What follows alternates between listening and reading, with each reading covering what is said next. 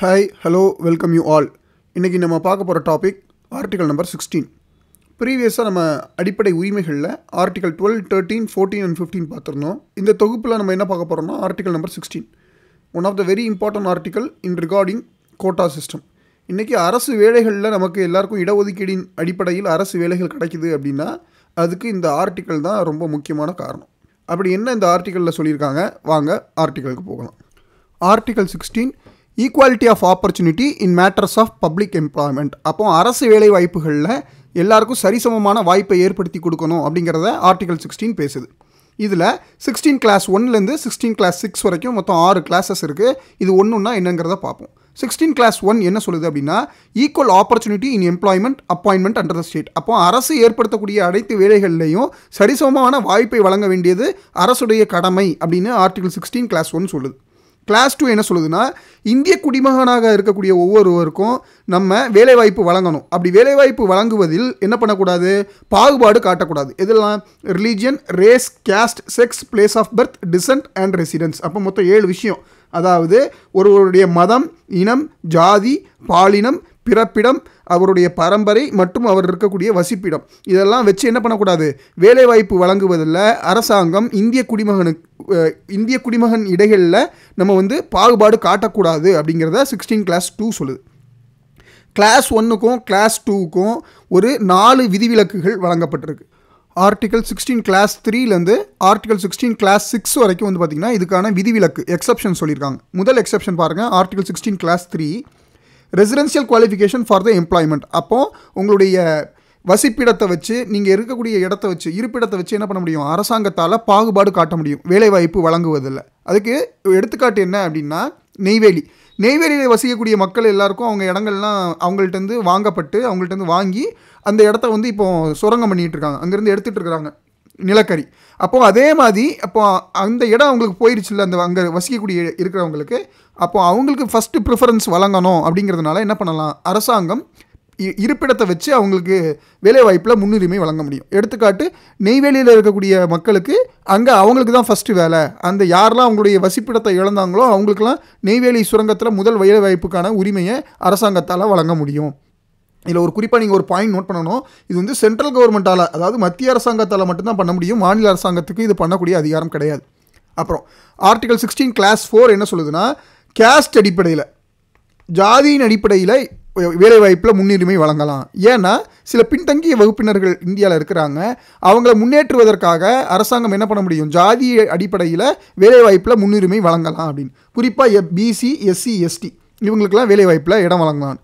முதல் Indian constitution வந்தப்போ PC, that is OBC நம்ம சொல்கிறோம்ல, அவங்களுக்கு இடஒதுக்கீடு இல்லை. எஸ்சி, எஸ்டிக்கு மட்டும்தான் இடஒதுக்கீடு இருந்தது. பின் நாட்களில் 2 கமிஷன் அமைக்கப்படுது. 1950களில் பார்த்திங்கன்னா காக்கா கலைக்கர் கமிஷன், 1970களுடைய இறுதியில் பார்த்திங்கன்னா மண்டல் கமிஷன். இந்த 2 கமிஷனும் அமைக்கப்பட்டு இந்த 2 கமிஷனுடைய பரிந்துரைகள் பரிசீலிக்கப்பட்டு பின்னாட்களில் தான் ஓபிசி அப்படிங்கிறவங்களுக்கு என்ன பண்ணுறாங்க, கோட்டா வழங்குறாங்க. குறிப்பாக 1990களில் தான் ஓபிசிக்கு கோட்டா கிடைக்குது. இதை பற்றி எலாபரேட்டாக பின்னாடி பார்க்கலாம், இப்போ ஜஸ்ட்டு தெரிஞ்சுக்கோங்க. அப்போது ஜாதியின் அடிப்படையிலையும் நம்மளால் பாகுபாடு காட்ட முடியும், இதுவும் ஒரு விதிவிலக்கு தான். அடுத்து 16 கிளாஸ் 4A, கிளாஸ் 4B 2 இருக்குது. எலாபரேட்டாக அதை லேட்டராக டிஸ்கஸ் பண்ணலாம். ஆனால் ஜஸ்ட் இது என்னங்கிறத நான் இங்கே உங்களுக்கு சொல்லிடுறேன். 16 கிளாஸ் 4A என்ன சொல்லுதுன்னா reservation in promotion for SC and ST. இப்போ எஸ்சி எஸ்டி மக்களுக்கும் என்ன பண்ண முடியும், ரிசர்வேஷன் கொடுக்க முடியும். வேலை வாங்கிட்டாங்க அரசில், வேலை வாங்கிய பிறகும் கூட எஸ்சி எஸ்டி மக்களுக்காக என்ன பண்ணுறாங்க, ப்ரமோஷனில் ரிசர்வேஷன் கொடுக்கலாம் அப்படிங்கிறது. 16 கிளாஸ் 4B என்ன சொல்லுதுன்னா கேரி ஃபார்வர்ட் ரூல். யாராவது ஒரு எஸ்சி எஸ்டியுடைய சீட்டு ஃபில் ஆகாமல் ஒரு ஆண்டு இருக்குது வேலைவாய்ப்பில் அப்படின்னா அவங்களுடைய வேலைவாய்ப்பு நம்ம அந்த சீட்டை அப்படியே ஃபில் பண்ணாமல் வச்சுட்டு அதை பின்னாட்களில் அடுத்து வரக்கூடிய வருஷங்களில் அதை நம்ம ஃபில் பண்ணிக்கலாம் அப்படிங்கிறது தான் கேரி ஃபார்வர்ட் ரூல். இதை எலாபரேட்டாக அடுத்து டிஸ்கஸ் பண்ணுவோம். தென் 16 கிளாஸ் 5 அப்படிங்கிறது என்னென்னா மதத்தின் அடிப்படையில் ஒருவருக்கு பாகுபாடு காட்ட முடியும். மதத்தின் அடிப்படையில் எப்படி காட்டலாம் அப்படின்னா இந்து சமய அறநிலைத்துறை போன்ற அமைப்புகளில் ஹிந்துக்களுக்கு மட்டும்தான் வேலை கொடுப்பாங்க, அங்கே கிறிஸ்துவர்களுக்கோ இஸ்லாமியர்களுக்கோ வேலை வாய்ப்பு வழங்க முடியாது. இதை பற்றி சொல்கிறது 16 கிளாஸ் 5. 16 கிளாஸ் 6 என்ன சொல்லுது அப்படின்னா reservation for economically weaker section, EWS அப்படிங்கிறாங்க. பொருளாதாரத்தில் பின்தங்கிய வகுப்பினர்களுக்கும் நம்ம இடஒதுக்கீடு வழங்க முடியும் அப்படிங்கிறத சொல்லுது. அப்போ 4 எக்ஸப்ஷன் இருக்குது 16 கிளாஸ் 3லேருந்து 16 கிளாஸ் 6 வரைக்கும். என்னெல்லாம் எக்ஸப்ஷன், 16 கிளாஸ் 3 என்ன சொல்லுதுன்னா ஒருவருடைய வசிப்பிடத்தை வச்சு டிஸ்கிரிமினேட் பண்ணலாம், பாகுபாடு காட்டலாம். 16(4) ஒருவருடைய ஜாதியை வச்சு டிஸ்கிரிமினேட் பண்ணலாம். 16(5) ஒருவருடைய மதத்தை வச்சு டிஸ்கிரிமினேட் பண்ணலாம். 16(6) பொருளாதார அடிப்படையிலும் நம்மளால் டிஸ்கிரிமினேட் பண்ண முடியும் அப்படிங்கிறத ஆர்டிகல் 16 சொல்லுது. இதை பற்றியான ப்ரீஃப் கேசஸ்ஸு, இதை பற்றி முக்கியமான விஷயங்கள்லாம் நம்ம அடுத்தடுத்து இப்போ பார்க்க போகிறோம். இப்போ என்னென்னா, Indira Sawhney versus union of India case, அது 1992 நடக்குது. இந்த கேஸுக்கு இன்னொரு நேமும் இருக்குது, Mandal commission case. Mandal case அப்படின்னு சொல்லி ஃபேமஸாக சொல்லுவாங்க. அதாவது மண்டல் குழு எதுக்காக அமைக்கப்பட்டது அப்படின்னா, ஓபிசி அவங்களுக்கு இடஒதுக்கீடு, அவங்களுடைய கோட்டாவின் அடிப்படையில் இடஒதுக்கீடு வழங்குவதற்காக இந்த அமைக்கப்பட்ட ஒரு கமிஷன் இது. ஸோ இது தொடர்பாக ஒரு வழக்கு நடக்குது சுப்ரீம் கோர்ட்டில். சுப்ரீம் கோர்ட் இந்த வழக்கில் சில விதமான தீர்ப்புகள்லாம் வழங்குது. அதில் மிக முக்கியமான 5 விஷயங்களை நம்ம பார்க்க போகிறோம். சுப்ரீம் கோர்ட் வழங்கிய தீர்ப்பில் ஃபஸ்ட்டு என்ன சொல்லுதுன்னா, exclusion of advanced sections among OBC. இப்போ இது கரண்ட்டாக ரெலவெண்ட்டாக எக்ஸாமில் நியூஸ்லையும் இருக்குது. என்னென்னா, பின்தங்கிய வகுப்பினர்கள்லேயே நிறைய பொருளாதார வசதியோடு இருக்கக்கூடியவங்களை நீங்கள் எக்ஸம்ப்ட் பண்ணணும், அவங்களுக்கு இடஒதுக்கீடு கொடுக்கக்கூடாது. அதான் என்ன பார்த்தோம், creamy layer concept. Creamy layer கான்செப்ட்னு சென்ற ஆர்டிகல் 15 பார்த்துருந்தோம்ல, அதே தான் இது. ஓபிசியில் யாரெல்லாம் வசதி படைத்தவர்களாக இருக்காங்களோ, குறிப்பாக ஆண்டுக்கு 8 லட்சம் ரூபாய்க்கு மேலே வருமானம் வரக்கூடிய யாராக இருந்தாலும் அவங்க எல்லாரும் என்ன பண்ணுவாங்க, அவங்கெல்லாம் ஓபிசியில் க்ரீமி லேயரில் போயிடுவாங்க, அதாவது ஜென்ரல் கேட்டகரியில் போயிடுவாங்க. மற்றவங்களுக்கு மட்டும்தான் இடஒதுக்கீடு கொடுக்கணும் அப்படிங்கிறது ஃபஸ்ட்டு. செகண்ட் பார்த்திங்கன்னா, நோ ரிசர்வேஷன் இன் ப்ரமோஷன். ஓபிசிக்கு ரிசர்வேஷன் கிடையாது ப்ரமோஷனில். தேர்டு பார்த்திங்கன்னா, the total reserved quota should not exceed 50% அப்படிங்கிறாங்க. So total reserved quota should not exceed 50%னா 100 சீட் இருக்குன்னா அதில் 50 சீட்டு உள்ள வரைக்கும் தான் நம்ம கோட்டா கொடுக்க முடியும். மீதி 50 சீட்டு ஓப்பன் கோட்டா, யாருனாலும் போட்டி போடலாம் அப்படின்னு. 4வது, carry forward rule valid but should not violate 50%. அதாவது ஒரு ஆண்டில் அந்த சீட்டு நிரம்பலை. இப்போ ஓபிசிக்கோ எஸ்சி எஸ்டிக்கோ ஒரு ஆண்டுக்குள்ளே 50 சீட் வரணும்னா அதில் 15 சீட்டு தான் நிரம்பி இருக்குது, மீதி 35 சீட்டு நிரம்பலை அப்படின்னா அதை அடுத்த ஆண்டுக்கு நீங்கள் எடுத்துகிட்டு போய்க்கலாம். So that is carry forward rule அப்படிங்கிறது. கடைசியில் 5th, எ பெர்மனன்ட் ஸ்டாட்யூட்டரி பாடி, ஒரு சட்ட ரீதியான ஒரு அமைப்பை ஏற்படுத்தணும் அப்படின்னு சொல்லி சுப்ரீம் கோர்ட் வழிகாட்டுதல் கொடுக்குது. ஸோ 5 விஷயம் என்னெல்லாம் கொடுக்குது, ஓபிசிலேயே மிக வசதி படைத்தவர்களுக்கு கோட்டா கிடையாது, ரிசர்வேஷன் இல்லை ப்ரமோஷன் கிடையாது, தட் இஸ் ப்ரமோஷன் கொடுக்கும்போது உங்களுக்கு ரிசர்வேஷன் கொடுக்க மாட்டாங்க. 3வது, டோட்டல் ரிசர்வ்டு கோட்டாவில் எவ்வளோ இருக்கணும், ஷுட் நாட் எக்ஸீட் 50%. 4வது, சப்போஸ் அந்த சீட்டு ஃபில் ஆகலை அப்படின்னா வரக்கூடிய அடுத்தடுத்த ஆண்டுகளுக்கு இந்த சீட்டை நீங்கள் எடுத்துகிட்டு போகலாம். கடைசி, ஒரு ஸ்டாட்யூட்டரி பாடி, ஒரு சட்ட ரீதியான ஒரு அமைப்பை ஏற்படுத்தணும் அப்படின்னு சொல்லி சுப்ரீம் கோர்ட் நிறைய 5 விதமான தீர்ப்புகளை கொடுத்துட்றாங்க. சுப்ரீம் கோர்ட் கொடுத்த தீர்ப்புக்கு கவர்மெண்ட் எப்படி ரியாக்ட் பண்ணுது அப்படின்னா, பார்லிமெண்ட்டில் இது தொடர்பாக நிறைய சட்டங்கள் ஏற்றுது இதெல்லாம் சரி செய்வதற்காக. ஃபஸ்ட்டு இயற்றியது தான் க்ரீமி லேயர். அப்போ என்ன பண்ணுறாங்க, க்ரீமி லேயர் அப்படிங்கிறது ஆண்டுக்கு 8 லட்சம் ரூபாய்க்கு மேலே வருமானம் இருக்கக்கூடிய எல்லாருக்குமே ஓபிசியாக இருந்தாங்கன்னா அவங்க ஜென்ரல் கேட்டகரியில் தான் போவாங்க, அவங்களுக்கு இடஒதுக்கீட்டில் கிடையாது, கோட்டா கிடையாதுங்குது. No reservation in promotion. இப்போ என்ன பண்ணுறாங்கன்னா, reservation in promotion provided by 77th and 85th constitutional amendment act. SC எஸ்டிக்கு மட்டும் ரிசர்வேஷன் கொடுக்குறாங்க ப்ரமோஷனில். தென் தேர்டு, ரிசர்வ்டு சீட்ஸ் 50% தாண்டக்கூடாதுன்னு சொல்லியிருக்காங்க, அதை அப்படியே அக்செப்ட் பண்ணிக்கிறாங்க. பார்லிமெண்ட்டும் 50%க்கு மேலே தாண்ட மாட்டோம்னு சொல்லிடுறாங்க.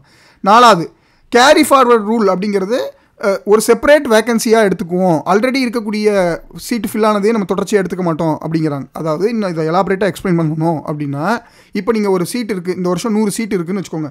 அந்த 100 சீட்டில் 25 சீட்டு ஃபில் ஆகலை, 100 சீட்டில் 25 சீட்டு ஃபில் ஆகலை அப்படின்னா 2024ல், இப்போ 2025க்கு போகும்போது 100 சீட்டு இருக்கும், ப்ளஸ் 25 சீட்டு தனியாக இருக்கும். இந்த 25 சீட்டு ஃபில் ஆகாமல் இருந்த எஸ்சி எஸ்டிக்கான சீட்டு அப்படியே தனியாக இருக்கும். அப்போ 100 சீட்டும் ஃபில் ஆகும், ப்ளஸ் எஸ்சி எஸ்டிக்கு தனியாக 25 சீட்டு ஃபில் ஆகும். அப்போது கடந்த ஆண்டில் ஏதாவது சீட்டு ஃபில் ஆகாமல் இருந்தால் அது அடுத்த ஆண்டு எடுத்துகிட்டு போகலாம் அப்படிங்கிறத பார்லிமெண்ட்டும் ஒத்துக்குது. தென் 5th ஒன், ஸ்டாட்யூட்டரி பாடியாக உருவாக்குனாங்க. கேட்டாங்கல்ல, ஒரு பெர்மனன்ட் ஸ்டாட்யூட்டரியாக பாடியாக கொண்டு வாங்க அப்படின்னு சுப்ரீம் கோர்ட் சொன்ன தீர்ப்பின் அடிப்படையில் ஒரு ஸ்டாட்யூட்டரி பாடி, அதாவது ஒரு சட்ட ரீதியான ஒரு அமைப்பு, சட்டத்தினால் உருவாக்கப்பட்ட ஒரு அமைப்பு. அந்த அமைப்பு பேர் என்னென்னா நேஷ்னல் கமிஷன் ஃபார் பிசி அப்படிங்கிறது கொண்டு வருது. ஸோ பின்னாட்களில் வெரி ரீசெண்டாக 2018 என்ன பண்ணிடுறாங்க, இது ஸ்டாட்யூட்டரி பாடியாக இருக்கிறத கான்ஸ்டிடியூஷனல் பாடியாக ஆக்கிடுறாங்க. அப்படின்னா என்ன, ஸ்டாட்யூட்டரி பாடினா என்ன, கான்ஸ்டிடியூஷனல் பாடினா என்ன? ஸ்டாட்யூட்டரி பாடி அப்படிங்கிறது அரசாங்கம் ஒரு சட்டம் இயற்றி ஒரு அமைப்பை உருவாக்குனா அது ஸ்டாட்யூட்டரி பாடி. கான்ஸ்டிடியூஷனல் பாடி அப்படிங்கிறது இந்திய அரசியலமைப்பு சாசனத்தில் ஆர்டிக்கலில் அமெண்ட்மெண்ட் கொண்டு புதுசாக ஒரு அமைப்பை உள்ளே சேர்க்கறது constitutional amendment, that is constitutional status. அதை என்ன பண்ணுறாங்க, நேஷ்னல் கமிஷன் ஃபார் பிசிக்கு 2018 ஆர்டிகல் 33 கிளாஸ் பி அது ஒதுக்கியிருக்கிறாங்க. So Indira Sawhney versus union of India கேஸில் என்னென்னு தெரிஞ்சுக்கணும், அதை மண்டல் கேஸ் இன்னொரு தடவை சொல்லுவாங்க. ஸோ இதில் 5 விதமான தீர்ப்புகளை வழங்குறாங்க சுப்ரீம் கோர்ட்டு. அதில் என்னெல்லாம் சொல்லியிருக்காங்கிறத பார்த்தோம். அதுக்கு கவர்மெண்ட் எப்படி ரியாக்ட் பண்ணியிருக்காங்க அப்படிங்கிறதையும் பார்த்துடணும். So article 16 class 4A 16 class 4B அப்படிங்கிறத என்ன அப்படிங்கிறத எலாபரேட்டாக இப்போ பார்த்துடலாம். 16 கிளாஸ் 4A என்ன சொல்லுதுன்னா, reservation in promotion for SC ST அப்படிங்கிறது. ஸோ ஒரு ரிசர்வேஷன் ப்ரொவைட் பண்ணுறாங்க ப்ரொமோஷன் கொடுக்குறதுல SC STக்கு. இது 77th கான்ஸ்டியூஷன் அமெண்ட்மெண்ட் ஆக்ட் 1995 வந்தது. இதில் சில சிக்கல் ஏற்படுது. சரியான ரிசர்வேஷன் கோட்டா வந்து போய் கிடைக்க மாட்டேங்குது SC STக்கு. ஸோ அதை சரி பண்ணுறதுக்காக மறுபடியும் புதுசாக ஒரு வார்த்தையை சேர்க்குறாங்க. அது கான்சிக்வென்ஷியல் சீனியாரிட்டி அப்படிங்கிற ஒரு புது வார்த்தையை ஆர்டிகல் 16 கிளாஸ் 4Aல இன்க்ளூட் பண்ணுறாங்க. இது 85வது சட்ட திருத்தம் 2001 கொண்டு வரப்பட்டது. இதுக்கு ஒரு எக்ஸாம்பிள் சொன்னால் உங்களுக்கு இது என்னென்னு தெளிவாக புரிஞ்சிடும்.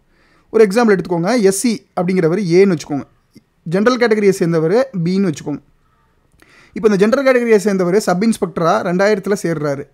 வேற SCயை சேர்ந்தவர் சப் இன்ஸ்பெக்டராக 2001 சேர்றாரு. ரிசர்வேஷன் இன் ப்ரமோஷன் அப்படிங்கிற கான்செப்டில் இவருக்கு ஜென்ரல் கேட்டகரியை சேர்ந்தவரோட சீக்கிரமாக SCயை சேர்ந்தவருக்கு வந்து என்ன கிடச்சிருது, ப்ரமோஷன் கிடச்சி அவர் இன்ஸ்பெக்டராக 2002 பதவி உயர்வு பெற்றுறாரு. இவர் பதவி உயர்வு பெற்று ஓராண்டு கழித்து தான் ஜென்ரல் கேட்டகரியை சேர்ந்தவருக்கு பதவி உயர்வு 2003 கிடைக்குது. அப்போது இந்த கண்டிஷனில் என்ன நடக்குது அப்படின்னா, even though B is promoted later, BA வந்து 2003 அவர் ப்ரமோட் ஆயிருந்தால் கூட மறுபடியும் அவர் இன்ஸ்பெக்டராக ஆன பிறகு, சப் இன்ஸ்பெக்டர்லேருந்து இன்ஸ்பெக்டர் ஆன பிறகு இந்த SCயை சேர்ந்த இன்ஸ்பெக்டரோட சீனியராக தான் அவர் இருப்பார். இவருக்கு 1 வருஷத்துக்கு முன்னாடியே இவர் ப்ரொமோஷன் வாங்கிட்டார் SCயை சேர்ந்தவர். ஆனாலும் இவர் ஜென்ரல் கேட்டகரியை சேர்ந்த ஒரு ப்ரொமோஷன் வாங்கினதுக்கப்புறம் மறுபடியும் பியோட A வந்து என்னதான் இருப்பார், ஜூனியராக தான் இருப்பார். B will become senior promotion ஆன அப்புறம். இதில் இந்த பிரச்சனை இருக்கக்கூடாது. ஏன்னா மிக உயரிய பதவிகளுக்கு SC STயை சேர்ந்தவங்க போய் சேரணும் அப்படிங்கிற ஒரு நல்ல எண்ணத்தில் அரசாங்கம் என்ன பண்ணுறாங்க அப்படின்னா, இதில் சில திருத்தங்கள் கொண்டு வராங்க. அதில் குறிப்பாக என்ன கொண்டு வராங்கன்னா, கான்சிக்வென்ஷியல் சீனியாரிட்டி அப்படிங்கிற வார்த்தையை சேர்க்குறாங்க.